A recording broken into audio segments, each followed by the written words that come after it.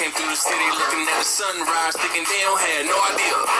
See this real, my nigga chill. I don't want you to hear it. This shit. Good evening, everyone. Welcome back once again to Vicious Rants. And of course, I'm your host, your YouTube messiah, and often imitated, never duplicated superstar Tim Vicious. And we are going to be going over this week now, as you can obviously tell by the scenery and the way the lighting is. No, we did not get some new fancy-ass producer to help work on the show, because, you know, this may be the Vince Russo equivalent of wrestling shows on YouTube, but damn it, we are not going to go and do something like that. Instead, what it is, we're actually covering something non-WWE related. So, as you may have noticed earlier in the day, at some point this week, there was a Periscope that was done that showed I received breaking news that we were emergency meeting at the Vicious Studios to go over this. We are going to be covering Ring of Honor's Best in the World. It was in Charlotte, North Carolina. Woo! Ric Flair country, baby. Now, many of y'all know I love me some Ring of Honor wrestling. You know, Ring of Honor is what came out of the fall of ECW. As ECW fell, Ring of Honor rose from its ashes, and, you know, it's very close to me. More so because of the fact that it started in my beloved hometown of Philadelphia. Now, that aside, now that I'm done, you know, doing a little kiss assing, let's get this started.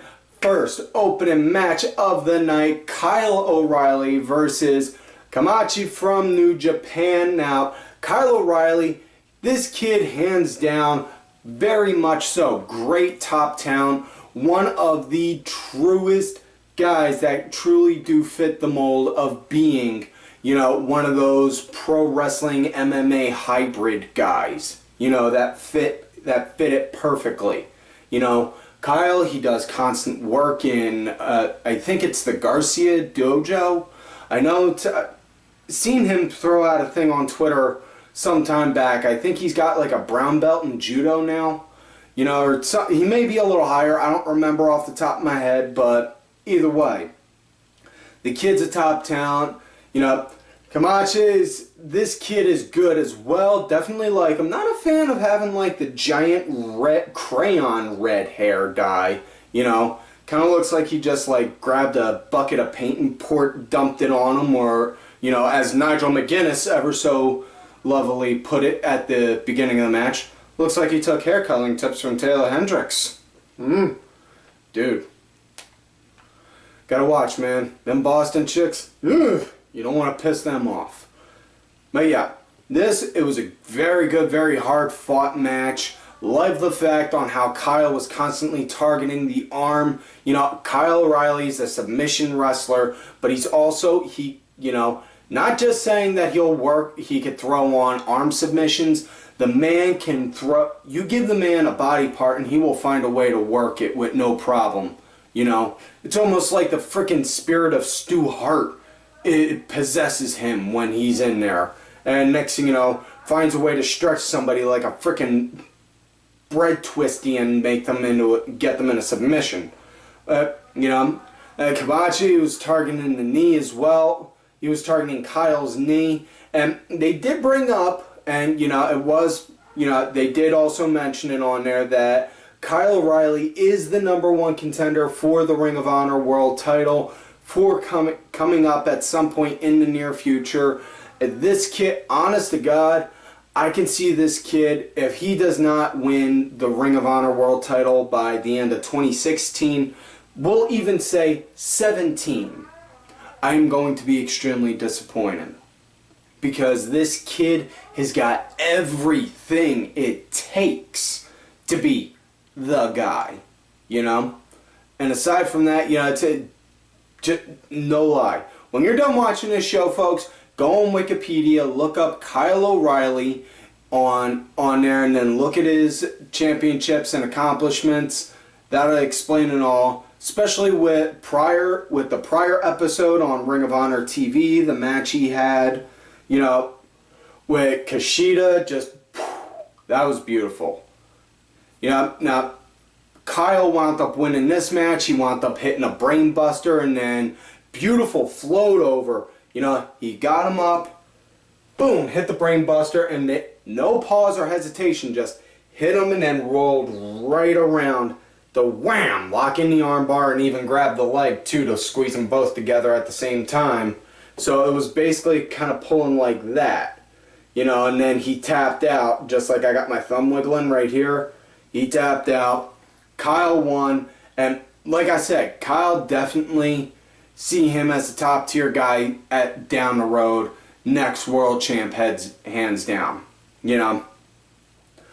And aside from that, also this is a huge win because of the fact Kyle, a Ring of Honor guy, got a win over New Japan. And if you look over the stats since Ring of Honor and New Japan have started doing their business deal together, well, I'm not afraid to call a duck and a spade a spade. New Japan has been made to look like they're freaking superhuman compared to Ring of Honor guys, you know.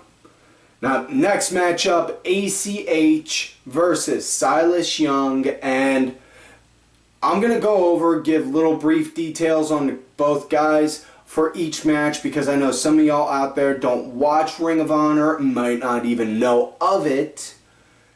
And, you know, for those that don't, not knocking you, but ROHWrestling.com, free sign up for membership. You can catch their weekly television tapings on there.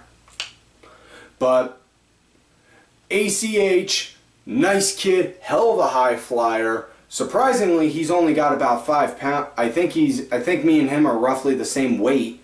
You know, he's like 190. And the guy likes anime, comics, video games, all that stuff. You know, the typical nerd stuff. You know, Silas Young, he's like that bitter, grumpy, grizzly old man that people in work constantly think of me as, and that's just not the case. I just have an extreme tolerance. I just have zero tolerance for dealing with people. That's all.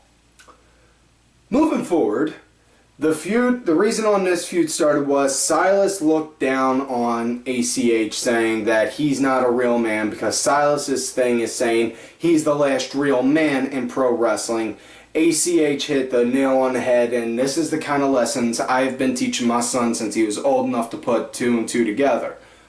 You know, as long as you work hard and you do your own and you take care of yourself, don't be afraid to do what you like. Go ahead, have fun. Be yourself. If acting like an anime character is what you do for fun, go ahead. If playing video games is what you do for fun, go ahead. Reading comics, watching sci-fi, horror movies, all that kind of shit, go have fun. As long as you ain't taking from someone else's plate and you're handling your own stuff. Now, this I was very much so impressed on because Silas, he was grounding ACH very hard and very fast. You know, in which case, if you've seen ACH, this guy is like a high flyer. You know, it's like you'd have to put, you would have to put shackles on this guy to keep him on the ground. More so than not when he starts moving. Once he starts moving, man, and I brought this up before as a little comical joke, and by all means feel free to take this as it, but just imagine, if you will, ACH gets signed by WWE, skips NXT altogether, gets moved right into the main roster, starts working with the New Day. I'm pretty sure WWE fans would have a heart attack with the amount of high-flying aerial moves ACH and Kofi Kingston would pull off. Not only that, you could have New Day start pulling off major Dragon Ball Z stuff because you could have ACH beat Goku, Big E, you know, have Big E as Nappa, Xavier Woods as Vegeta, and then you have Kofi as like Raditz or something. You know? And yes, I did just show my major nerd side right there by naming Dragon Ball Z characters. Don't judge me, damn it! Like I said, if you like something, go ahead, as long as you're handling your own.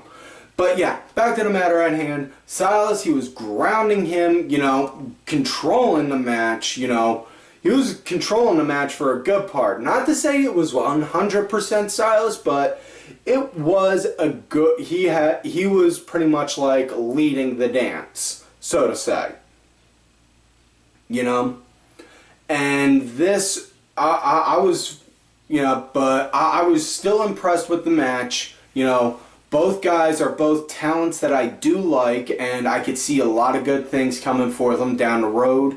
And I really hope that a lot of good things do come for them down the road. Match wound up coming to an end when Silas missed his finisher, Misery, which, yeah, it's kind of hard to explain, you know. It's almost kind of like, fuck, I don't even know how to really describe it, you know. But he missed Misery, and then ACH wound up getting to capitalize, got and hit a shooting star press on him. But Misery, it's kind of like he jumps up, Silas jumps up onto the top turnbuckle, bounces off the rope, and then whoom, goes down like that. It's something along those lines. But yeah, next matchup, it was Roderick Strong versus Mark Briscoe. Now, these two guys have been in Ring of Honor since day one. Literally, day one. Back in like 2001, I think. Yeah, it's, I don't even remember the exact year, but yeah. Now, the whole story behind this match is that Roddy, he was pretty much like treating Mark like he was his young boy, you know, like, dude, you should know on how to act. You don't do this, you do that, you know, which, you know, it makes zero sense. Okay, Roddy is a Ring of Honor Triple Crown champion. He was a world champ, TV champ, and a tag champ. Mark's been a multiple time most title reigns for the Ring of Honor world tag titles. You know, first ever IWGP Open Neverweight Trio champ and current IWGP Heavyweight Tag champ. One half, should say.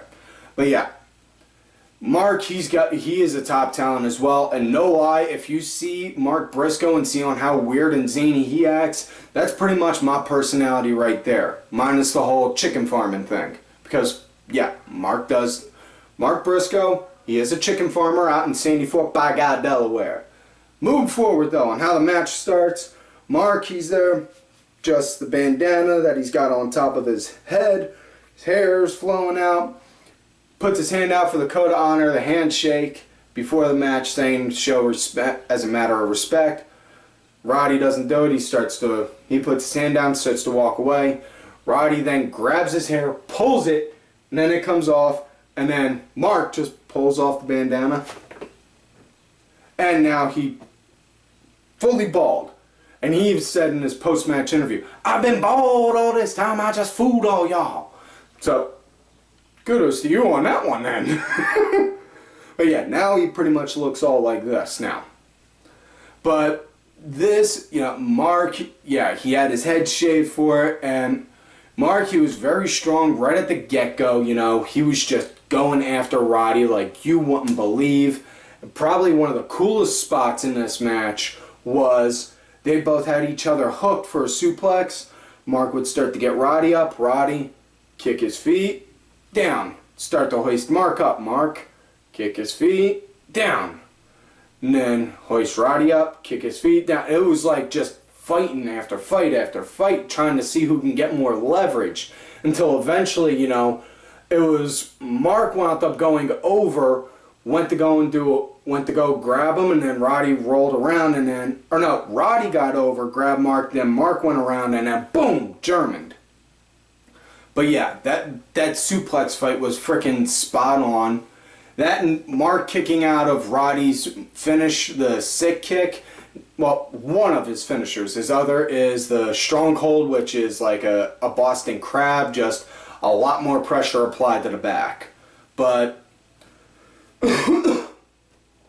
yeah, kicked out of the sick kick, which is a big significant thing, especially, you know, I forgot to mention this.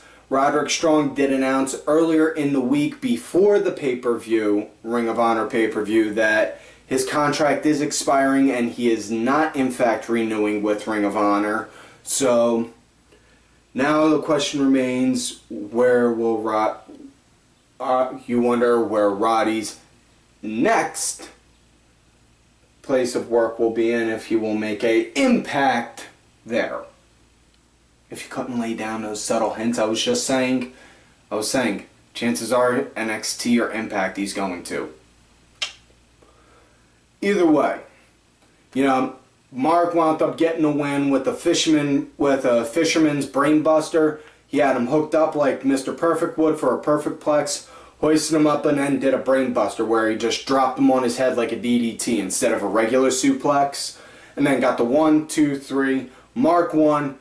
Really glad to see that because Mark is a top talent singles wrestler as much as he is a tag team wrestler. It's just he doesn't really get a whole lot of credit where credit's due, I think, for singles competition, you know. Now, next matchup, it's a 6-man trios tag match, and it is tornado tag rules, which means there are no tags needed. Everyone can be in all at the same time. It was War Machine, Rowe, and Hanson, which, if you've seen these two guys look like the kind of guys that work as bouncers at a frickin' nightclub.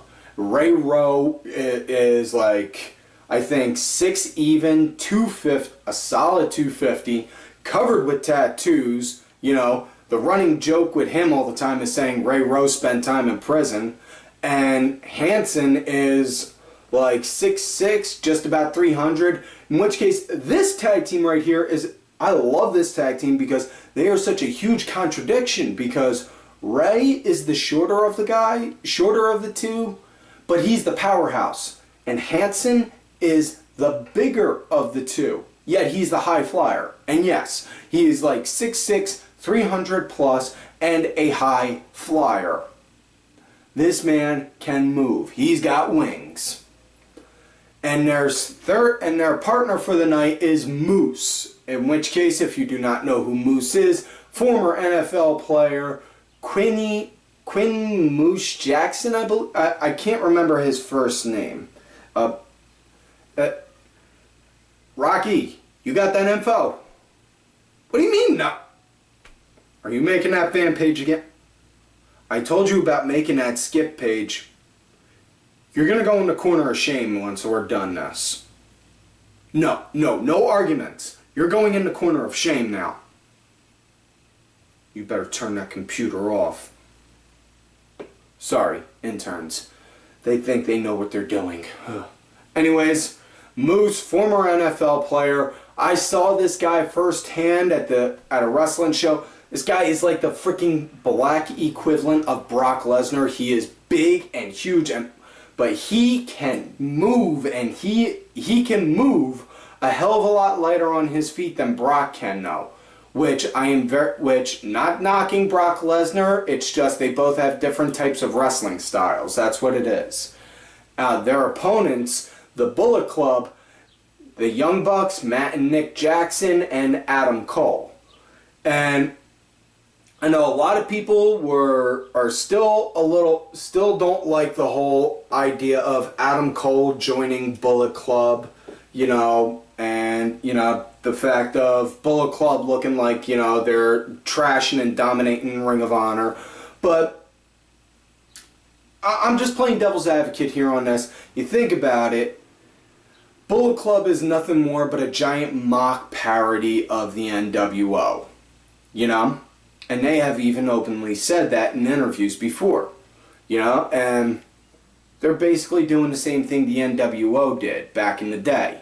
They would run in, wreck shit, and then go home.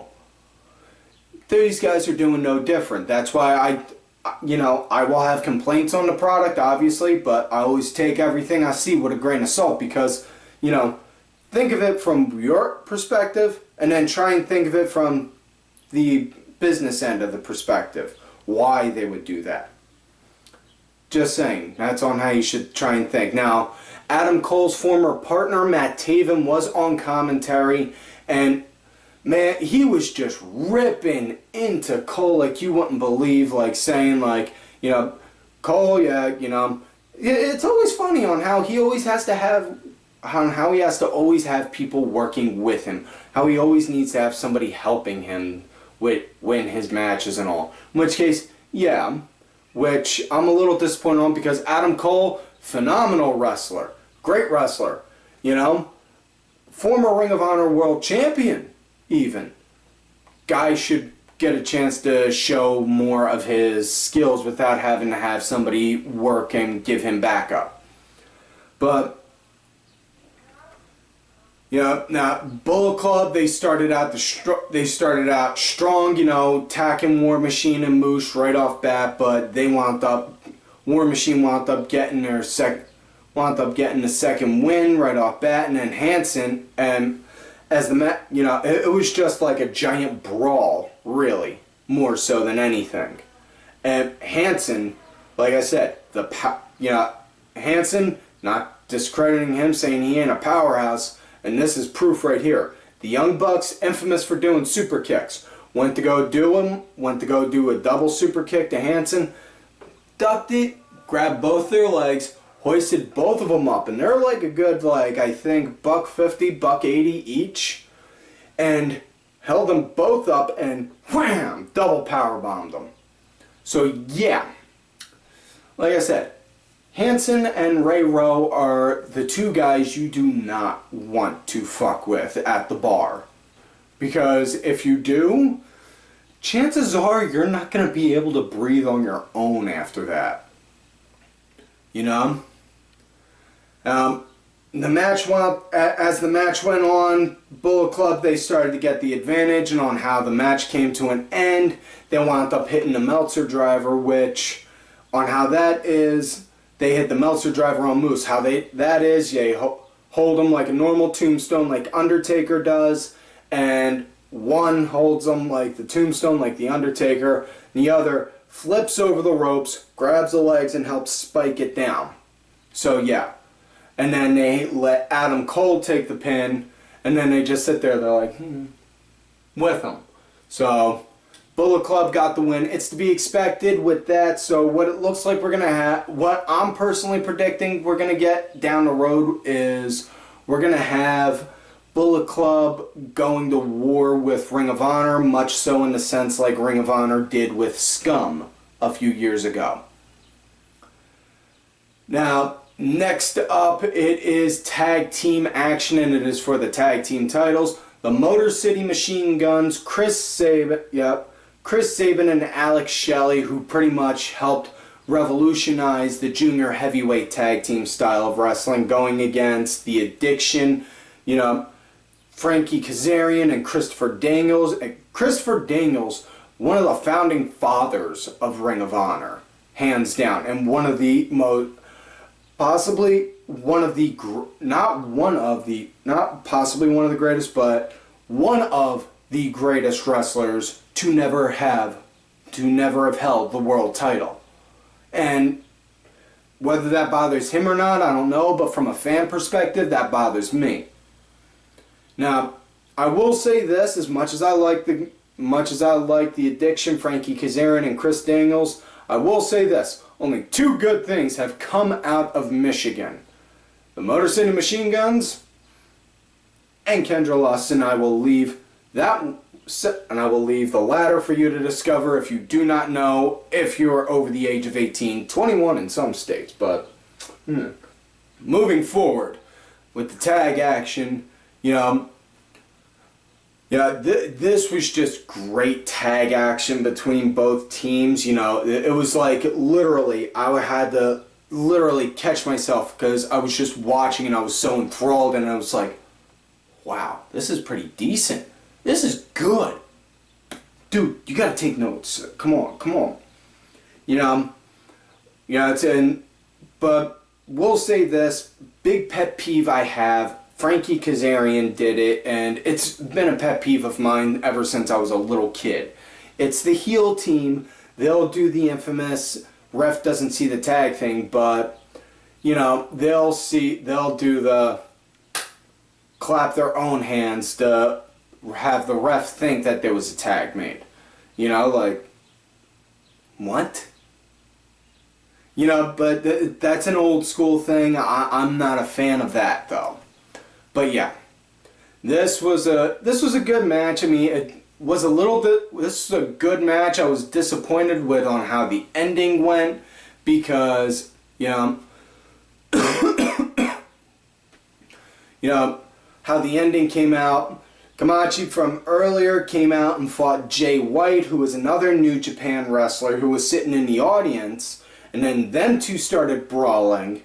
And then Alex Shelley got hit with a low blow right in the ding-ding, which then led to them getting the best Meltzer ever, which, just like the Meltzer driver, the Young Bucks do, but the Addiction, they do a parody of it on what it is. Chris Daniels, what he does, his signature maneuver, the best moonsault ever, but, you know, he'll go do the moonsault and then grab while coming down to help spike it.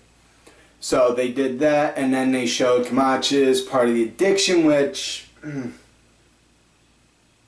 cannot say I am a fan of, but yeah.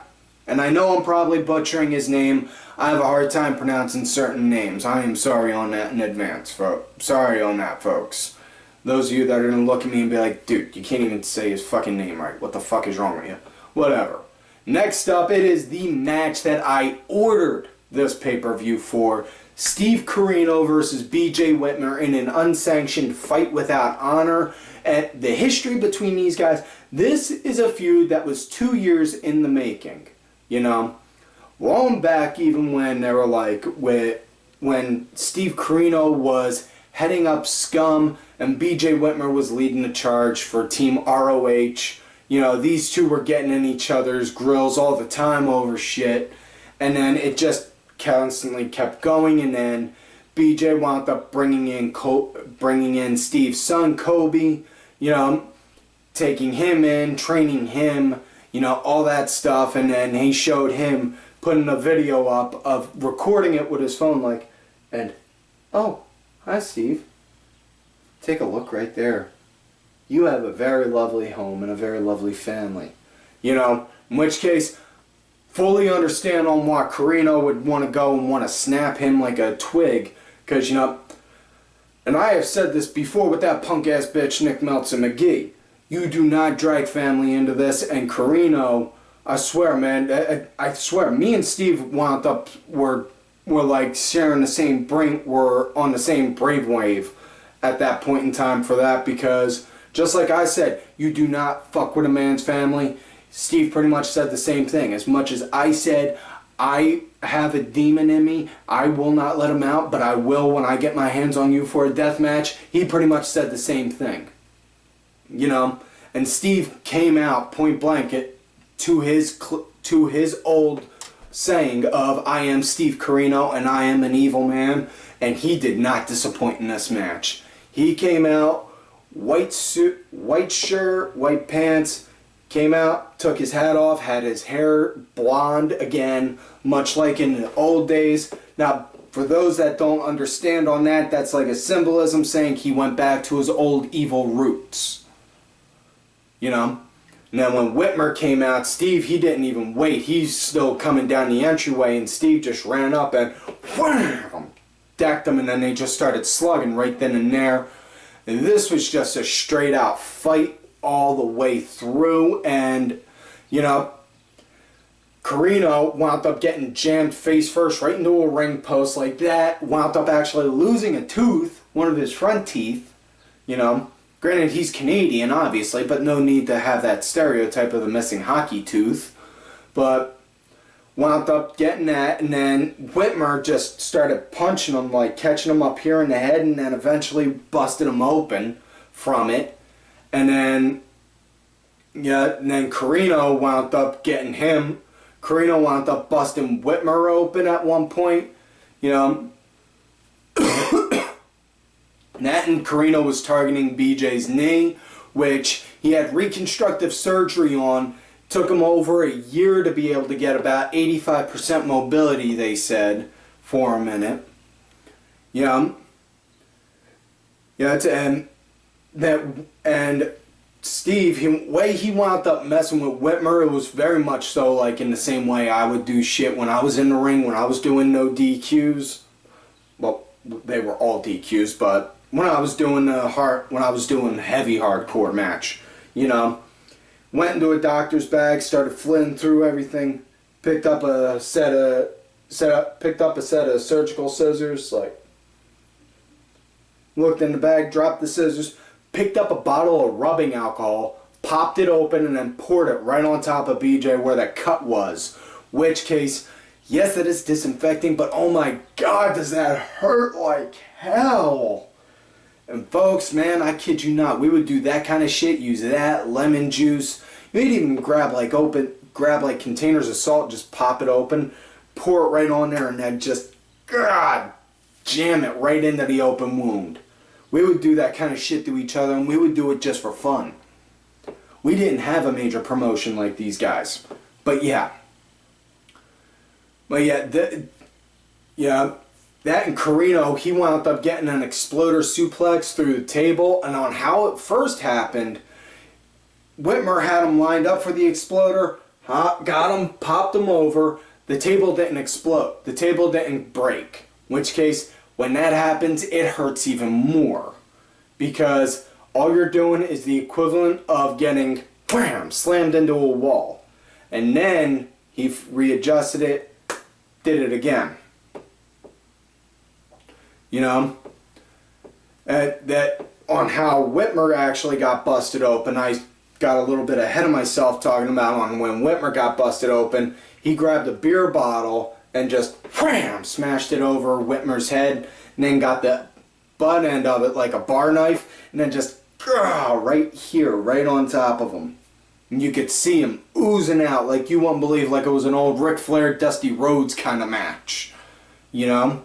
There were ECW chants going on, and I say ECW because they were actually chanting it right, not doing that EC dub shit.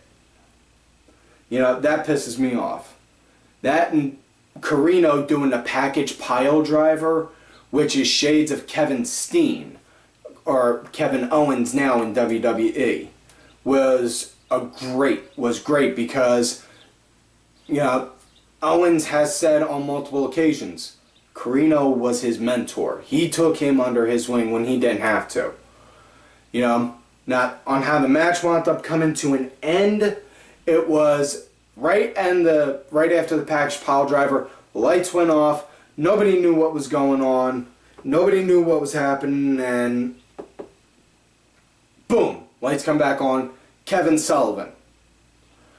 Kevin Sullivan comes out, and they're both looking like, what? And I understand the whole story and the mentality and the reasoning behind having Kevin Sullivan there. Was not a fan of that, though. You know, Kevin Sullivan, he's supposed to be like the all-father of things that are evil in wrestling. Like the all-father of evil, you know. And then, wham, hit Corino with the golden spike. And then Whitmer got him with the exploder suplex, got 1, 2, 3. Now, I'm hoping that we can get a rematch some point down the road, but I did read something somewhere saying that Corino's contract expired back in December this past year, so back in December of 15, so I'm hoping that this isn't the end of it. I hope we get a rematch some point soon. But they explained on the post-match interviews, you know, Sullivan was saying he did that because he had to sacrifice his son and he picked Steve. You know, it made no sense. It was serious face palm right there. I did not like them. I mean, I understand the mentality and the reasoning, but no. No, this was no. No, you shouldn't have had Sullivan there. What they should have done, and what I personally think they could have done, they could have gone one of two ways. You know, have it go right into this, and then they could break it into two ways. You know, lights go out, lights come back on. Steve Corino's son, Colby, you know, and then have him look, and then have everyone conflicted for a minute thinking, well, what's he going to do? Is he going to help his dad?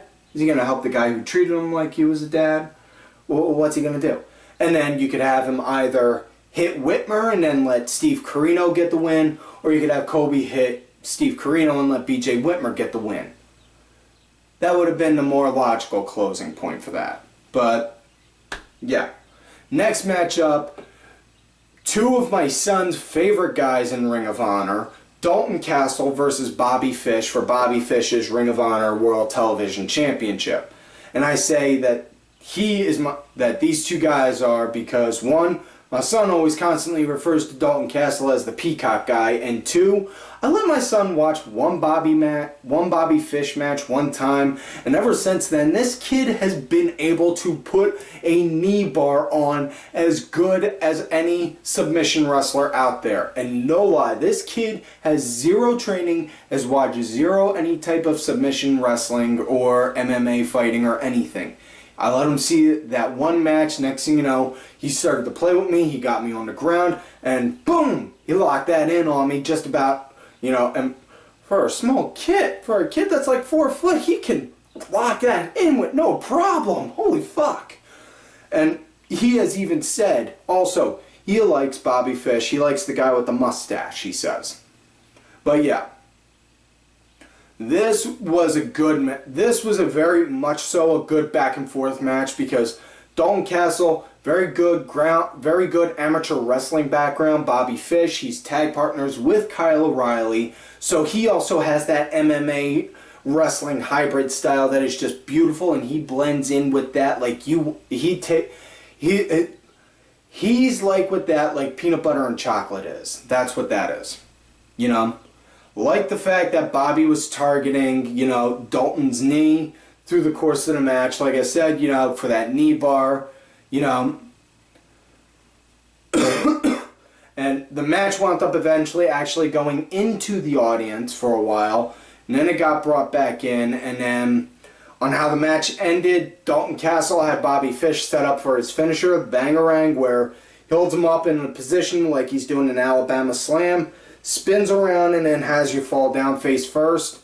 But he had him up in the prone position like he was getting ready to spin, and then Bobby Fish countered with a roll-up for 1, 2, 3. He won.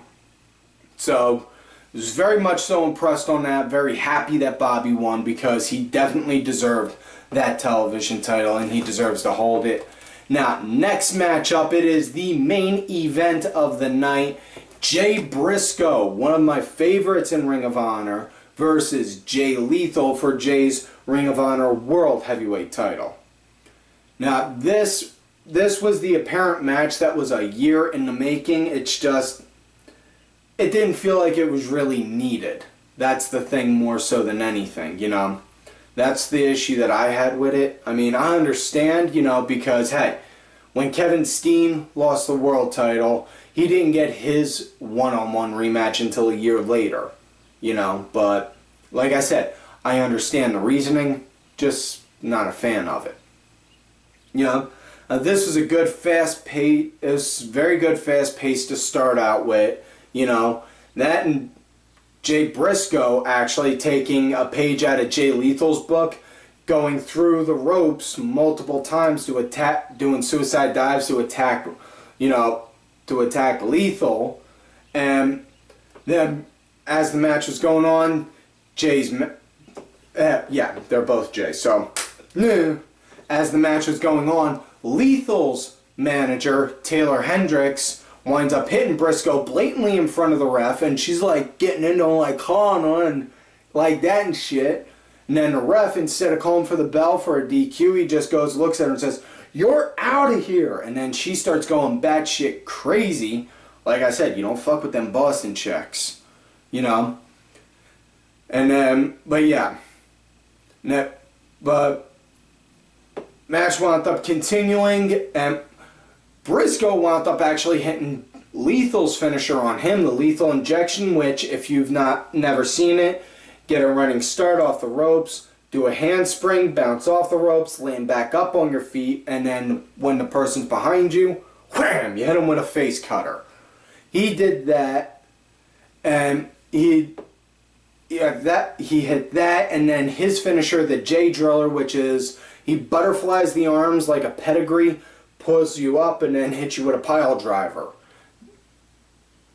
So, but yeah, Jay Lethal wound up doing that to get the win. Jay Lethal kicked out of both of those. Match wound up coming to an end when Lethal himself wound up hitting a lethal injection on Briscoe, got the 1, 2, 3. Now, the big thing nobody has bothered to really take notice here on this is that Lethal is the heel, obviously, but he won this match clean.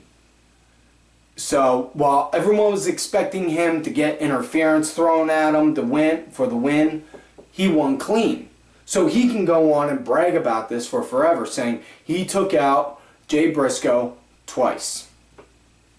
So yeah, all in all, this was a good show. I give it a good 8.5 out of 10. There could have been improvements, but yeah. Now, that's it for this week's show, folks. So, like all normal, do not forget to like the show.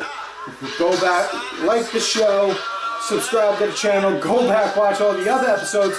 Look for me on Twitter at Tim Vicious. Also look for my other account, Tim_Vicious. I'm also out there on that Facebook gimmick, Tim Ash. Also, make sure y'all look for these cool-ass cats radio on Twitter. Vicky Earls, I am Danny Sunday. Axel Mulligan, Sunday Segway. Simply Sabrina, WWE Grandpa. Aaron_Deborah. My executive producer who provided the music for this week's show, Oliver Ben. His music is out there on iTunes, Spotify, Xbox Gold, and such. Information on that's in the description box, as well as my client, Bronx Bitch Forever. And, folks, like I always tell y'all, you love me great, you hate me. Fuck this.